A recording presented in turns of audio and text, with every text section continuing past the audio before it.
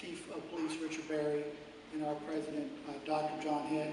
Chief Berry is actually the President of the International Association of Chiefs of Police this year, and he is traveling to Canada today, or he would be here. He is a very passionate speaker, as all of us with the police department, on this issue. 33 years law enforcement. I spent 25 with Orange County Sheriff's Office, and I retired last year as a sector commander on the east side, and I've been with University of Central Florida right at a year now. Thanks, Brett. My name is Paul Rooney. I'm currently the Assistant Vice President of Safety, Security, and Risk Management for Valencia College. I've been there about a year and a half. We have about 100 officers, and in my prior life, I was with the Orlando Police Department for 28 years. I rose through the ranks up to Chief of Police, and I retired as Chief of Police after 28 years with Orlando. Do they really want to know all that about it? My name is Hank Sharma. I'm the Chief of Police Director of Public Safety at Pensacola State College in Pensacola, Florida, in the Panhandle.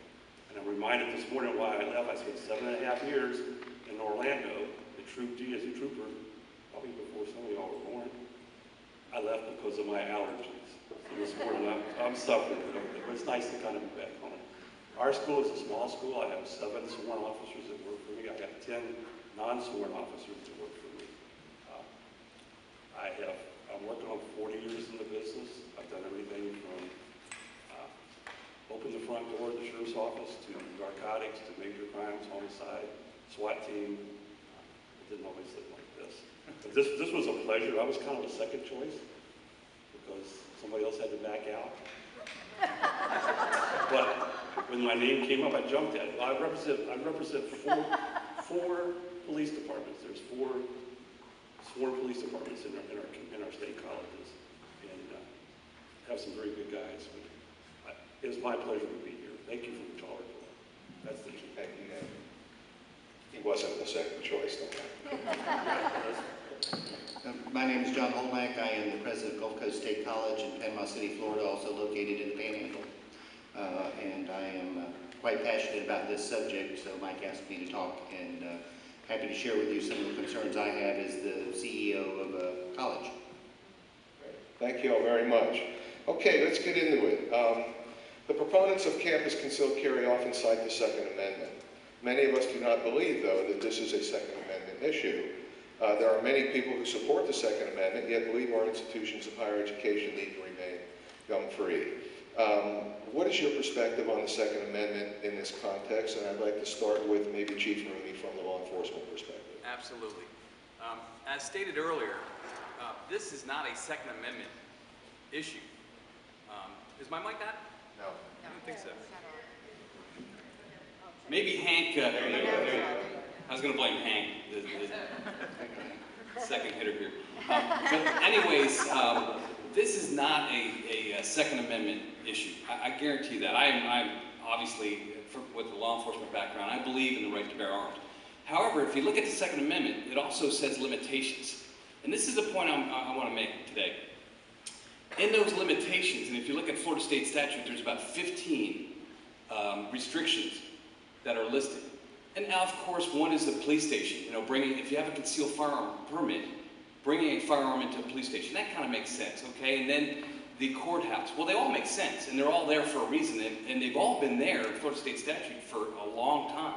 So you have police stations, you have courthouses, you have polling places, okay? You have bars and nightclubs. Makes sense, right?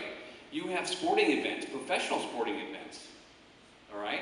You have airports, and along those lines, you have different sporting events at middle, elementary, high school, football games and so forth, and colleges and universities.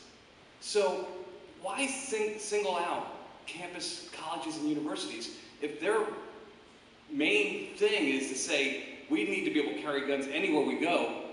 Why not? And you heard it earlier. How about the city, county, and legislative meetings that they held? They're all prohibited. You cannot bring a firearm if you have a concealed firearm permit into those events. So to single out the college campuses and universities when you have 14 other locations that are listed that are prohibited, it just doesn't really make good sense. And it's already been said earlier, but let's listen to the folks who know best. We are on the college campuses. You've heard from students. You've heard from faculty. Listen to the folks that know best on how to make this decision. Thank you.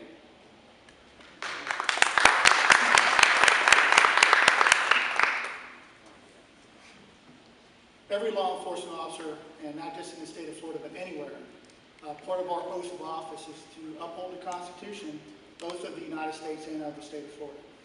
But when you look at the Second Amendment, when it was in the 1700s, it didn't say to carry guns on campus. This is how the Second Amendment is interpreted by each and every one of us. And so let's look at a common sense approach here when it comes to that. Is every one of us in the law enforcement profession is sworn to protect the Constitution. What it comes down to for us specifically on a college campus, though, is our mission is a little bit different than a traditional law enforcement agency. With Chief Rooney, with Hank, with all of us, you have probably 110 years of law enforcement experience between the three of us here. And each of us have experience I'm sorry, Hank. Outside. But if you look at that level of experience, and look at our mission is with the agencies we were with prior, it was about crime reduction. It's about putting people in jail, about statistics, about with the college campus, our mission is specifically providing that safe environment to our students, our visitors, our faculty. And that changes, and that is a little bit different. I don't ask my officers to to push them for arrest. I ask my officers to be out and from a community relations standpoint and making those relationships. That's huge when it comes to our mission. And when it comes to that Second Amendment aspect is, to answer a question that was posed earlier, is yes, we have a lot of students on our campus that are for guns on campus. And they absolutely have that right to petition, to address that issue, but the vast, vast majority don't look at it as a constitutional issue. They look at it as a safety issue.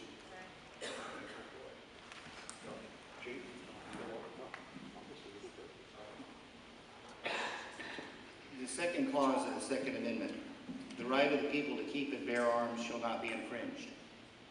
Sounds like a constitutional issue. The first clause of the Second Amendment, a well-regulated militia being necessary to the security of a free state, then the right of the people to keep and bear arms shall not be infringed. I'm perfectly happy to let people on my campus, if they are part of a well-regulated militia, if they would like to go through the same year-long training program that law enforcement does.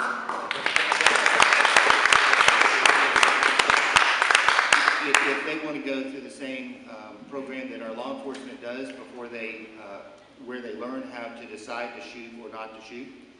If they're active duty military, and in our part of the state, the military is huge, and I have large numbers of active duty and veterans on campus that you could argue because of their reserve status are all part of a regulated militia. They are trained in making those decisions, but don't get me wrong, I am a proponent of the Second Amendment. I own guns. It's a hobby for me. I don't take them to work. I also stamp collect, don't take that to work. I like going to see movies. It's frowned upon if I watch movies in the president's office. There are a lot of things that I'm able to do, but it's not appropriate to do where I work. We think it's not appropriate where you go to school. On some of the other questions that Michael asked us, I want to talk specifically about the shoot, don't shoot scenarios and things like that. But as it relates to a constitutional issue, this just simply isn't. It's not a constitutional issue. Sorry. It just isn't. And it is all about making sure that the people who take the responsibility to bear an arm understand the responsibility and have the skill and training necessary to utilize it when they want to.